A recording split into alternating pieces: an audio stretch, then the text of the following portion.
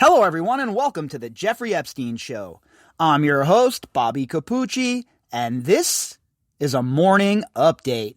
What's up, everybody, and greetings from Sin City. Hope you're all having a fantastic start to your weekend. Mine is about to kick off very soon. It's going to start with a New York Rangers hockey game, and then after the hockey game, I'll be directly going to the Italian deli, Cugino's, to grab a few sandwiches for the UFC event that comes on afterwards. Now, that's my plan for the whole day. So this is the only episode you're probably getting out of your boy today. Now, I'll have some flashback episodes as well, like I talked about, but pretty sure that this is the only new episode that's going to drop today. Unless, of course, something earth-shattering happens, then after UFC, I'll drag my ass back to the studio. But as of now, this is going to be our only new one today, and the rest of the day will be spent by your boy sitting around on the couch being so not productive that it's not even funny. That is my grand plan for the weekend. I know. Very, very exciting. An excitement overload, probably. This is what happens, folks, when you break 40. The weekends aren't about going out and drinking no more, partying, going hard in the paint.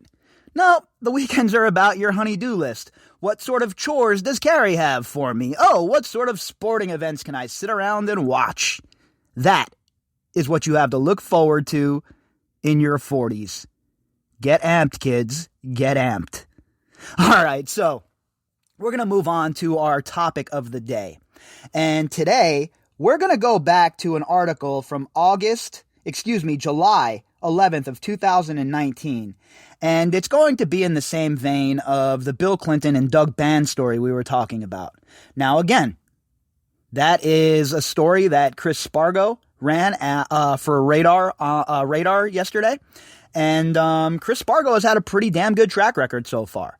So I'm going to say that it definitely has some legs.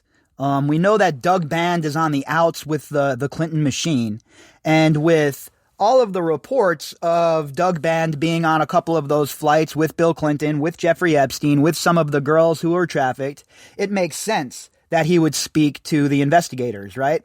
If the investigators are doing their job correctly, if it's an all-encompassing investigation, then they most certainly are speaking with people like Doug Band who were on the plane.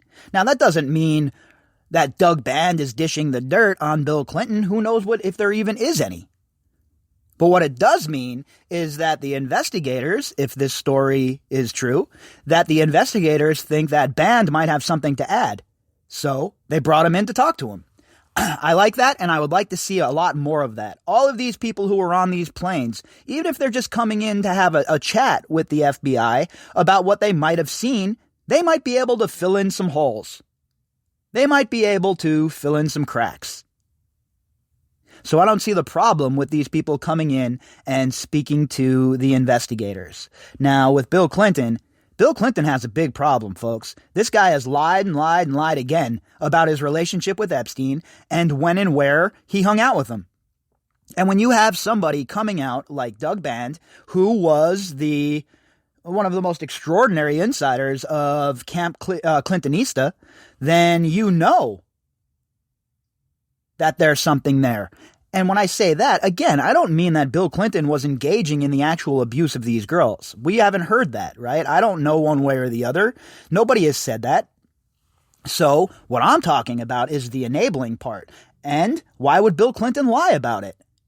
If you were friends with this dude, why aren't you coming out and saying so? What are you hiding, Bill? What happened that we don't know about? That's the question. Again, we don't know. So the questions have to be asked. And unfortunately, the legacy media is asleep at the wheel. I'm sure that Camp Clinton has already put out the message to their lapdogs in the legacy media to stay away from this case, to stay away from tracking down Bill's relationship with Jeffrey Epstein. What, you put that above the Clintons? That's how they conduct themselves. They're the kings and queens of decimation. So I certainly don't put it above the Clintons to reach out to their lapdogs in the media like Stephanopoulos and company to try and provide them cover. But even with that happening, they can't keep the facts of this case quiet. Too many people know. There's too many people who have come out and spoken on the record. And now you add Doug Band and what Chris Spargo's reporting, and it's starting to look like the Clintons are going to have to answer some serious questions sometime, hopefully soon. Now, today's article, like I was saying, goes all the way back to 2019, and this article is from the Daily Beast. Headline: Bill Clinton failed to mention his intimate 1995 dinner with Epstein. Oh, well, that's convenient, isn't it? 1995, folks. Correct me if I'm wrong, but wasn't Bill Clinton the president at that time? Oh, yeah, he was, right? Weren't there people who were trying to dispute the fact that Epstein had access to Clinton's White House? Oh, yeah, there were some people trying to dispute that. Must suck looking so stupid now, doesn't it? Because there was no dispute. Everybody knew that Epstein had access. Everybody knew that he knew Bill Clinton in those days. But yet, the legacy media let Bill Clinton put out that stupid-ass statement from his handler, his spokesperson, about how Epstein had only, Clinton had only been around Epstein 4 times. And people accepted that. People ran with that. Nobody thought to dig deeper. Of course not. Because the legacy media is straight trash. This article was authored by Pilar Melendez.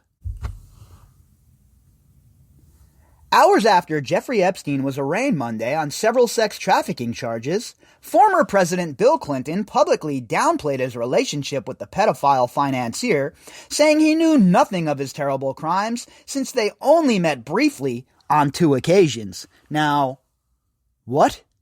How is it that this man can come out with a statement so ridiculous as that and not be challenged and not be hammered by the legacy media? Here's an idea, legacy media. Quit playing your game of tribes. How about you just report the story and follow the evidence wherever it leads you? Enough with the confirmation bias. Hop out of your echo chamber and do some groundwork. But a 1995 newspaper clipping, first discovered by Snopes, wow, Snopes actually doing real work? That's a change. Shows Epstein was on the guest list for a small dinner party and fundraiser hosted by Revlon beauty mogul Ron Perlman for the Democratic National Committee. The former president's press shop did not respond to the Daily Beast request for comment. And of course they won't respond because they don't get pressed on it. Where's the Washington Post pressing them? Where's Acosta pressing them? Where are all of those loudmouth journalists we hear all the time whinging from their ivory tower? Where are they pressing Bill Clinton? Nowhere to be seen. And their silence speaks volumes. The fact that he had access to the White House all the way back then obviously is something we have all known, something we've talked about here on the podcast a lot, and it's amazing that the legacy media hasn't dove into that yet. They just, they like to play their games, don't they? They just like to play their games. If they can't score political points, if they can't get a political dunk, if they can't make one of their enemies look bad, or if the boomerang effect might come back to hit one of their faves, as Nancy Pelosi's daughter likes to say, well, then it's off limits. You can't talk about it. Meanwhile, the people who deserve to know this news, the people who deserve to have these questions answered, you continually get left in the dust by a legacy media that wants to report on shit that does not even matter in our lives. In his Monday statement, Clinton said he only had one meeting with Epstein in his Harlem office in 2002. and around the same time made one brief visit to Epstein's New York apartment with a staff member and a security detail. Yeah, well, what about the plane ride there, Billy boy? What about the massage from Shantae Davies, Billy boy? What about the fact that you were spotted on the island, Billy boy? What about your trip to Zorro Ranch, Slick Willie? President Clinton knows nothing about the terrible crimes Jeffrey Epstein pleaded guilty to in Florida some years ago, or those with which he has been recently charged in New York, the statement said. He's not spoken to Epstein in well over a decade, and has never been to Little St. James Island, Epstein's ranch in New Mexico, or his residence in Florida. All straight up lies. Where's the outrage? Where is all of the gnashing of the teeth? Because, look, that is the environment that the media themselves have brought into the public sphere, okay? So all of the good, tough questions that were being asked for the last few years, let's see them continue, right? Or are you hypocrites? Or are you the ones who are biased? You see, usually it's the people who are yelling about people being biased and about people, not covering things correct. Those are the people, right? Are the ones who, when the shoe is on the other foot and it's their turn to call out their tribe, they don't do it. So the hypocrisy runs rampant, right? For me, when it comes to something like this, I don't know how anyone could play politics. Who the hell cares what side of the aisle some jerk-off's on if they're involved in this sort of thing? I mean, are you guys crazy? Anyone who would defend stuff like this is just bottom of the barrel, in my opinion, and to make excuses for it, absolutely disgusting. And the legacy media has to wear this shame. The March 31st, 1995 issue of the Palm Beach Post reported Epstein was one of 14 guests invited to Clinton's fundraising dinner at Perlman's Palm Beach home, Casa Apava. After a full day of campaigning in Florida and a round of golf, the article stated, Clinton arrived at the mansion on an island that reaches from the ocean to the intracoastal for the 3-hour dinner. Now remember, only 14 people were invited to this meeting. You think Jeffrey Epstein was important in the Democratic Party? This is who it was set up by, folks, okay? The DNC. You think he was an important donor? Should we go back and reread all of the hundreds of thousands of dollars he's donated to politicians? This dude was an insider, okay? He was an insider for the party back then, a huge donor. And he was somebody who had access to Bill Clinton.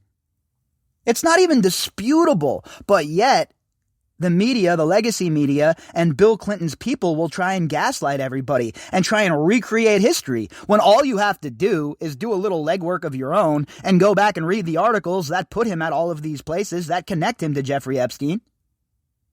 So besides his word, what sort of receipts has Slick Willie provided? Among the guest list, singer Jimmy Buffett, who was a late addition, Miami Vice actor Don Johnson, actor Michael Douglas's then-wife Deandra, DNC co-chair Don Fowler, business executive Bob Knuth, and Clinton college friend and the dinner's organizer Paul Prosperi. Boy, a whole entire group of a who's who setting, huh? Sure seems to always be the situation when Jeffrey Epstein's breaking bread, huh? With all of these kind of people, all of these so-called elites, all of these people who all of a sudden have no idea who Jeffrey Epstein is. They have no idea what he was up to, and how dare you for asking the questions, you conspiracy theorist. To attend, the Palm Beach Post reported, each guest donated $100,000 to the DNC. Boy, isn't that nice. Has the DNC given that $100,000 back from Jeffrey Epstein? Inquiring minds want to know. Has anyone dug into the DNC about this? Hey, Julie Brown, where you at? Sipping on some lattes or something? What's going on over here? I'd like to see the same kind of vigor and zeal that we saw the last 4 years. Let's go.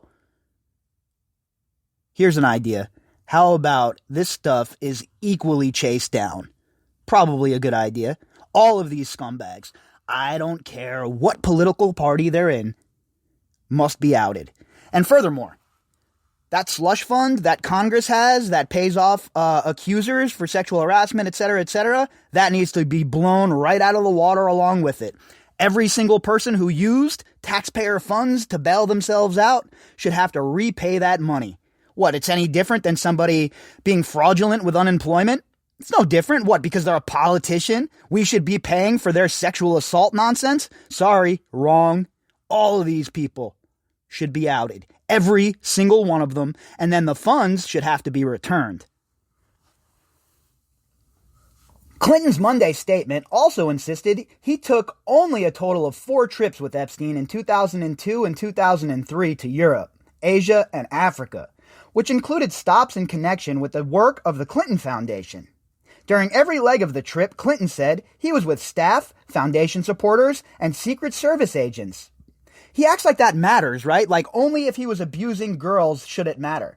When in reality, we know him enabling is horrible as well.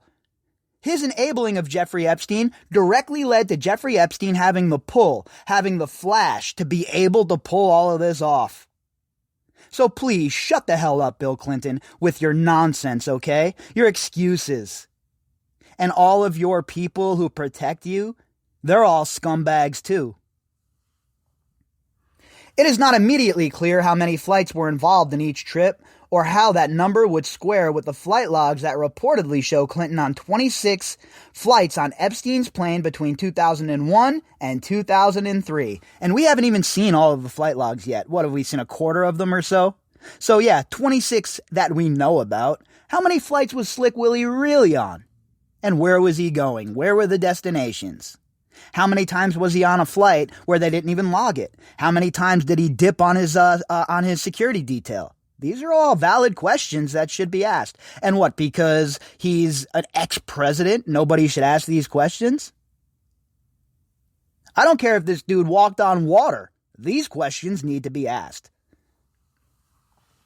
In 2015, Gawker reported that one of those trips included a 2002 domestic flight Clinton and his Secret Service detail took from Miami to Westchester County, with Epstein also on board. Now, Westchester County has an airport, right? And for the uber rich and the ultra wealthy, they fly into Westchester, if they live in that area, as opposed to flying into LaGuardia or JFK.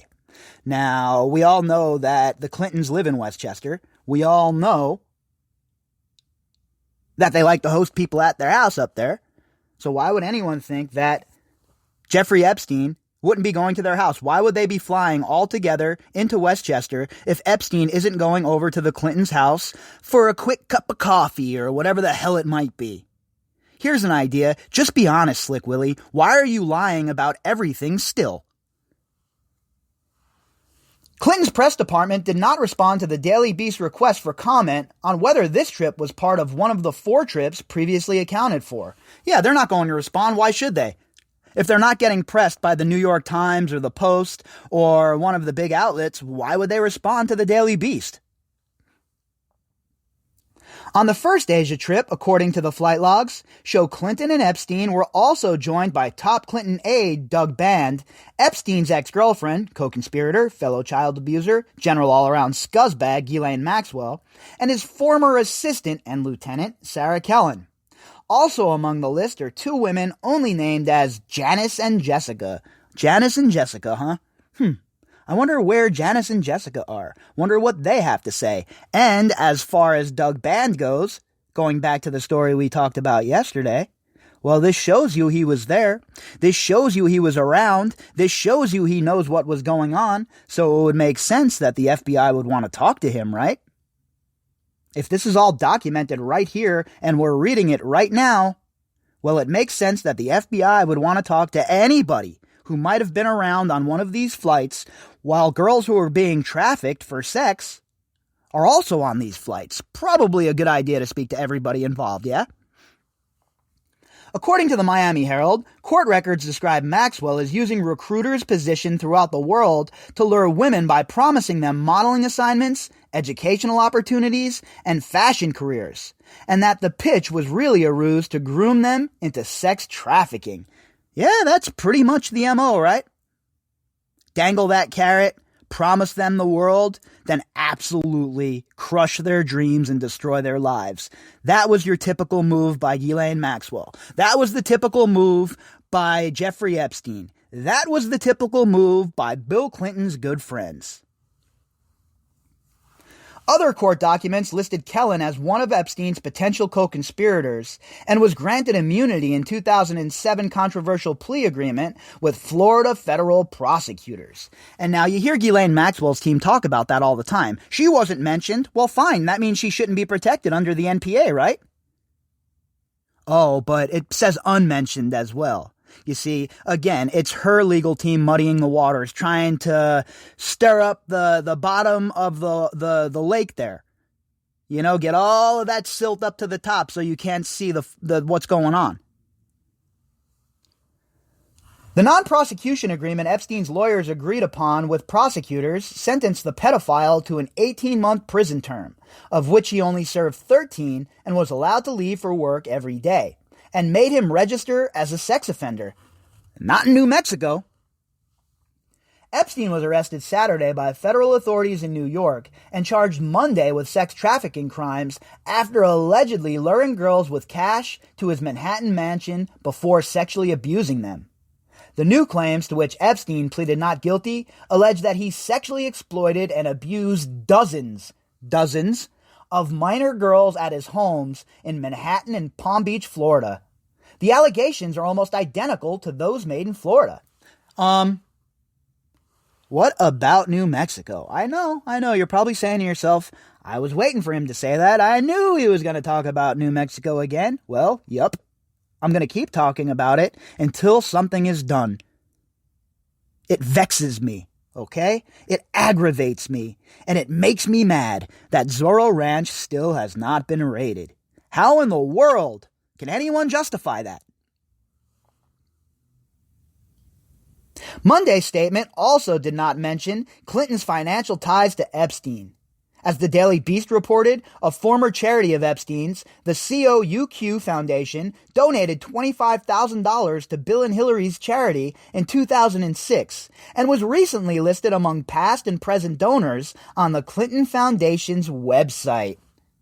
And not only that, we know that Gerald Lefcourt has said publicly that Bill Clinton was given a boatload of money by Jeffrey Epstein to start the Clinton Global Initiative, and Doug Band has said the same thing. So, folks, look. The story that we talked about yesterday with Doug Band speaking to the SDNY, again, I don't have 100% proof that took place. I can't refer you to an article and say, hey, look, this definitely took place. But I will say this. Chris Spargo has been pretty damn spot on throughout this whole entire thing, hasn't he? Much more so than, say, ABC. So I think that when you look at the overall story of Doug Band, his relationship with Jeffrey Epstein, and the fact that Doug Band definitely was around when Maxwell and Epstein were flying on planes with Clinton, then it would make sense that the FBI and the investigators would want to talk to him. And it would also make sense that anybody else who might have found themselves on one of those flights or around Jeffrey Epstein should be expecting the same kind of phone call from the investigators. If you'd like to contact me, you can do that at bobbycapucci@protonmail.com. That's BOBBYCAPUCCI@protonmail.com.